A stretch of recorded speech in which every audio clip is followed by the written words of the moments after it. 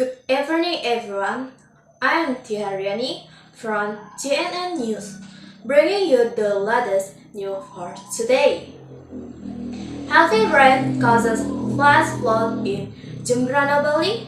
Dozens of villages in Jembrana district it was hit by a flash flood.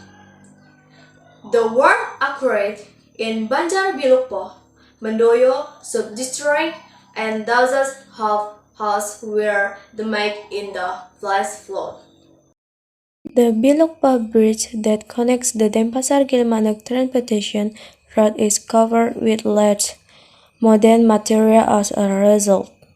The Denpasar-Gilimanuk transportation route and vice versa are completely frozen and a student is reported missing in the flood. The head of the Jembrana Regional Disaster Management Agency told CNN News that the team had already gone to disaster-hit location and was continuing to monitor and search for a student who was swept away by the flood. Disaster was caused by overflowing water from the river. The team is still continuing to collect data on the damage to public facilities and houses caused by this flood. Coordination with related institutions is also carried out to accurate assistance for the fish teams.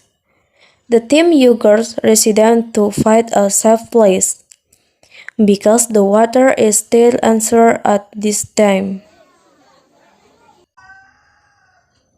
The Jembrana Regional District Management Agency noted that 3,889 houses were affected by the flood. Although not all were badly damaged, a number of districts such as road and bridges were also damaged. It is estimated that the value of losses due to the Jembrana flash flood reaching 948 billion rupiah. That's all the news for today. Check out at CNN News for the last update. Thanks for watching and have a great day.